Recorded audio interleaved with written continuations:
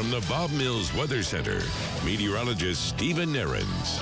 4:46 is our time on this early Friday morning. Good morning, everyone. Thanks for tuning in early with us. You're going to want the coat if you're stepping out the door here in the next few minutes. Thankfully, winds are light.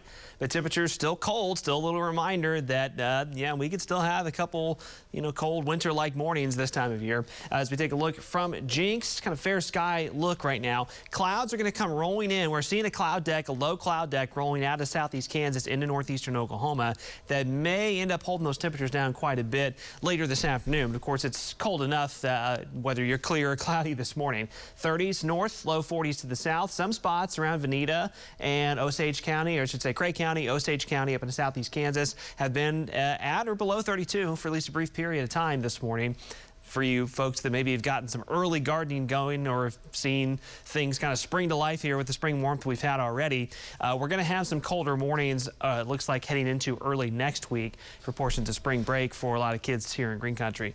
Wind gusts, thankfully not very strong. North winds are averaging about 10 miles per hour. They'll pick up just a little bit mid-morning to about 10 to 15. And then this afternoon, high pressure slides in and winds go virtually calm for the second half of the day. So that'll definitely help things out. But I do think clouds are going to be kind of nagging here in the Tulsa metro. So I've held our temperatures down quite a bit. So if we happen to get sun breaks a little more frequently during the day, these temperatures could come up a little bit. But for right now, I've got us low to mid 40s at lunchtime, about 50 to the low 50s later on this afternoon. And then we'll kind of hold there through the late afternoon, early evening time frame, again with that much lighter breeze. So high temperatures, generally the range here is going to be upper 40s and low 50s near north of Tulsa, where I think the clouds are going to be the most problematic. Mid to upper 50s in southeastern Oklahoma, where you should have a few more sun breaks ongoing through the day. And again, if we have to get more sunshine area wide, well, then we'll bring those temperatures up just a little bit more. We want you to be prepared for it to potentially still be kind of a lingering chilly day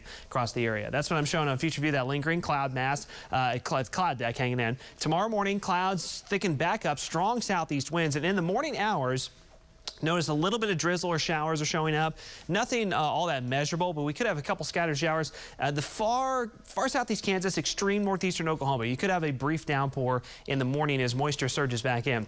Tomorrow afternoon, I mentioned this a few minutes ago, will be another one of those days where there's a huge range of high temperatures across the area.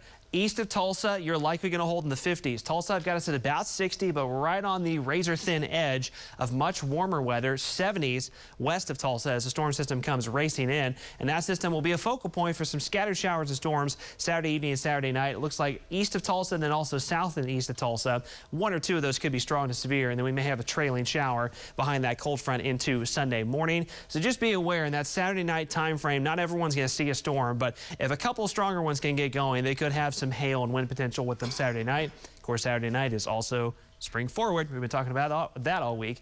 Blustery conditions on Sunday, and then as we head into, as we mentioned, kind of that first day or two of spring break next week, cool conditions, and then it's kind of up and down. Here we go. Another big warm up by the middle of next week, and then another cold front late next week.